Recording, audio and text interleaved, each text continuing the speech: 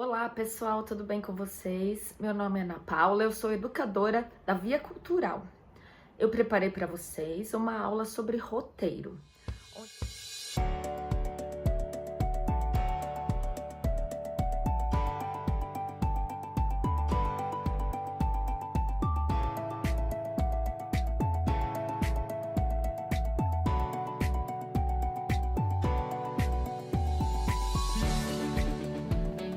Onde eu explico um pouco os conceitos e também as etapas necessárias para escrever um roteiro, que pode servir tanto para uma produção profissional, um filme, ou para produções mais caseiras, vídeos, documentários, o que vocês escolherem fazer, tá certo? Espero que vocês gostem e até a próxima. Mas o que seria o roteiro? Para que ele serve?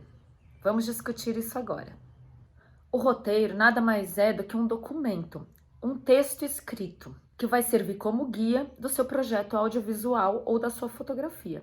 No caso dos projetos audiovisuais, como filmes, videoreportagens, documentários, também vai estar incluso os diálogos entre os personagens.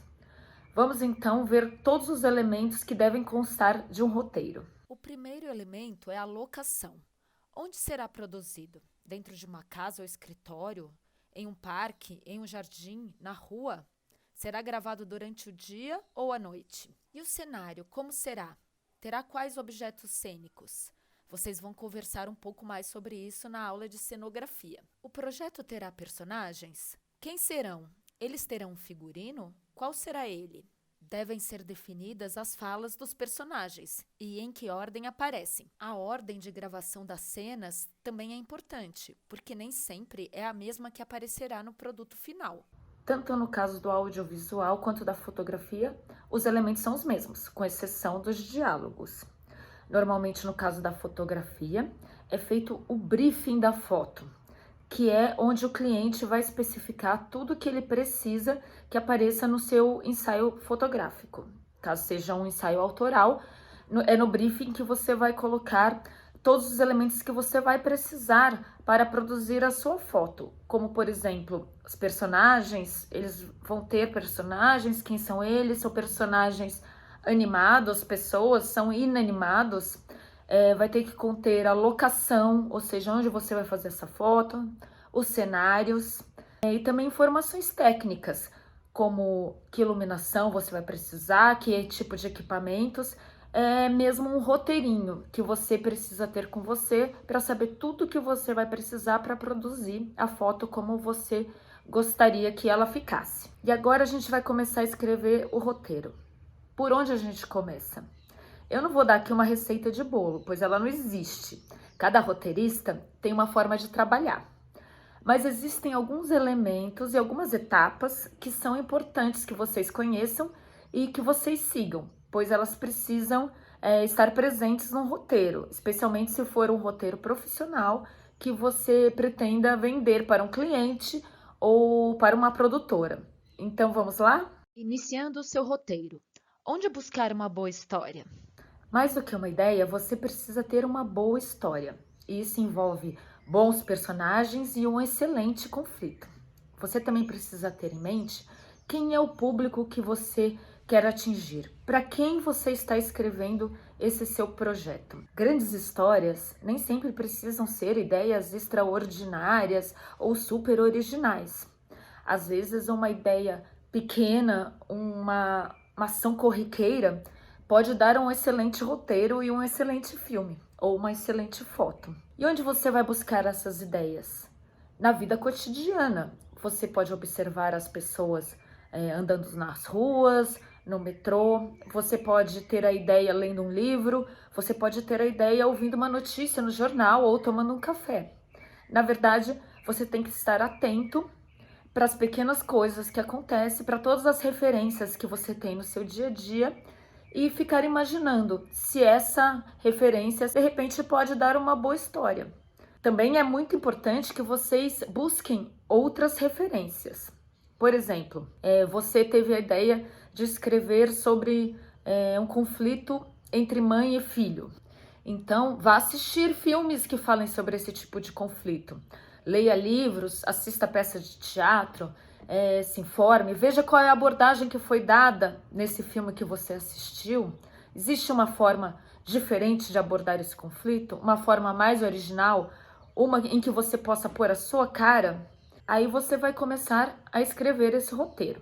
Mas é importante lembrar que o roteiro não é um romance, tá? Não é um livro. Você tem que se focar nas ideias visuais. Você tem que fazer com que a pessoa que está lendo o seu roteiro consiga imaginar na cabeça dela todas as ações, tudo que vai ser mostrado nesse filme ou nessa foto. Defina o conflito do seu filme. Alguns tipos clássicos. Vamos falar um pouco sobre conflitos. Eles estão presentes na nossa vida cotidiana.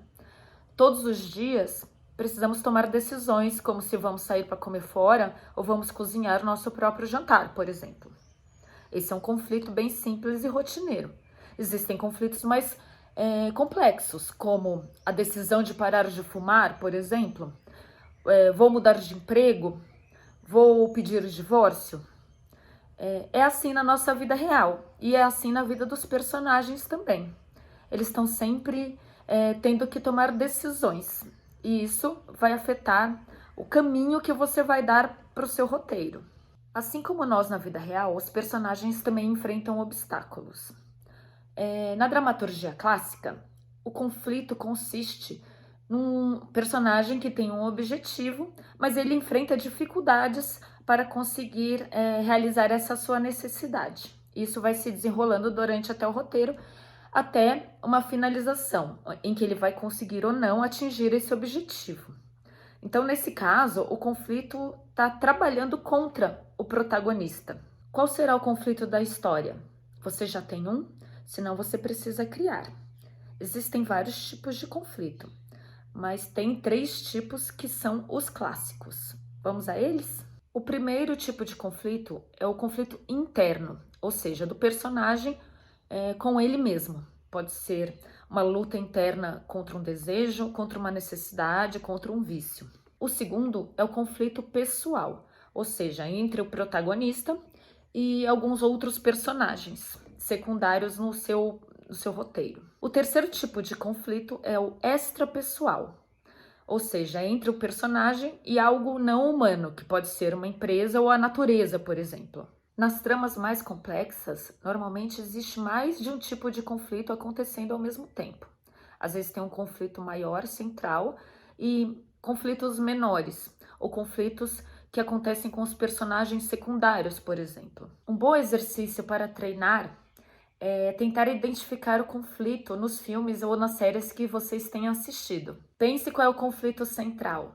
Tente descrevê-lo em uma única frase. Por exemplo, jovem advogado, larga a carreira de sucesso e vai viver no campo. Esse é o conflito central do filme. Isso é uma forma de ajudar vocês a pensar no conflito que vocês vão escolher para o seu projeto. Construa personagens consistentes. Ficha de personagem. Vamos falar um pouco de um elemento essencial, que são os personagens. Você tem que conhecer a fundo esse personagem. Você tem que definir uma história para ele. Como ele é? Qual é a aparência dele? Ele é alto ou baixo, gordo ou magro? O que ele pensa? Como foi a infância dele? Quais foram os hobbies dele? Ele tem os pais vivos ou mortos? Ele se dava bem com os pais? Qual é a cor preferida dele? Enfim, você tem que conhecer o seu personagem tão a fundo como se ele fosse o seu melhor amigo. Às vezes, esses elementos todos não vão entrar no seu roteiro, no seu filme, mas é importante para que esse personagem tenha consistência. Existem várias técnicas para traçar o perfil do personagem. Uma das mais utilizadas pelos roteiristas é a ficha do personagem. Esse é um exemplo de ficha de personagem para você começar. Ela contém algumas informações básicas e você pode e deve incluir outras questões. Lembrando que quanto mais souber do personagem, melhor. Curva dramática. A intensidade do filme. Bom, a curva dramática, ela parte de um lugar de estabilidade, vai crescendo conforme a ação dramática vai acontecendo, até atingir o seu cume ou o seu clímax, e depois ela vai descendo, se resolvendo, até atingir a normalidade novamente. Essa curva dramática normalmente acompanha o chamado arco do personagem. O arco do personagem é o caminho que esse personagem vai percorrer durante a sua história, que é a trama do personagem, ou seja, ele vai começar em um ponto que você decidiu iniciar a sua narrativa, aí ele vai superar ou não um trauma, vai resolver ou não um conflito, até atingir o final dessa sua história. A curva dramática é responsável pelas diferenças de intensidade durante o filme.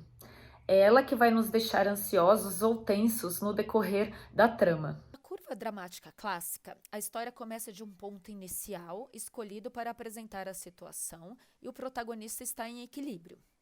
Há então uma ruptura desse equilíbrio e o protagonista parte em busca de um novo equilíbrio, representado pelo crescimento da curva. O conflito alcança seu grau máximo no clímax e depois a situação se resolve. Bom, pessoal, já vimos muitas coisas por hoje. Como início, eu gostaria que vocês começassem a procurar qual vai ser a ideia central da sua história. Pode ser também que vocês queiram fazer um projeto de fotografia, o que também precisa de uma ideia central.